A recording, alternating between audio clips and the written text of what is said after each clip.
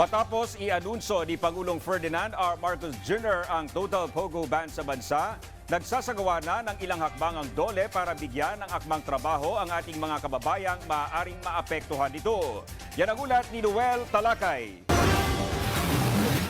Inihayag ng Labor and Employment Department na sinisimulan na nila ang profiling sa mga Filipinong nagtatrabaho sa mga Philippine Offshore Gaming Operation o POGO. Sa isang pulong balitaan, sinabi ni DOLE Secretary Bienvenido Laguesma na layo ng profiling na malaman ang kanilang mga edad at kanilang mga kakayahan upang mailagay sa tama at akmang trabaho. Target ng DOLE na tapusin ang profiling bago matapos ang taong 2024. Anong klase ng kanilang trabahong ginagawa? Mangangailangan po ba sila ng intervention ng DOLE sa pamamagitan ng TESDA through upskilling, retraining? Tinitingnan din po yung level ng kanilang tinatanggap na pasweldo. Sinabi rin ng kalihim na nakatakda silang magsagawa ng job fair para lang sa mga POGO workers na Pilipino.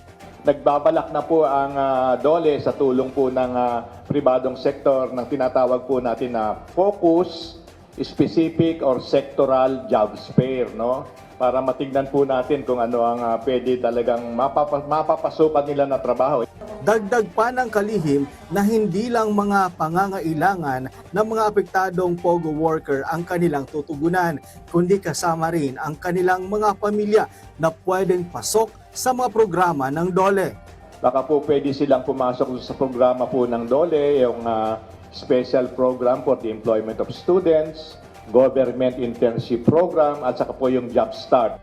Iginiit rin ni Laguesma na kasama rin sa kanilang tutugunan ang mga foreigner na lehitimong POGO worker o yung may mga permit na magtrabaho sa bansa.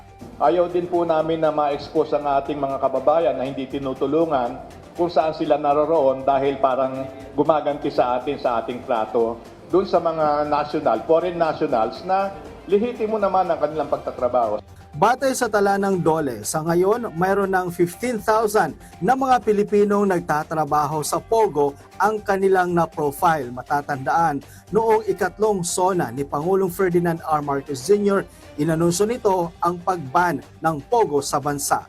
Noel Talakay para sa Pambansang TV sa Bagong Pilipinas.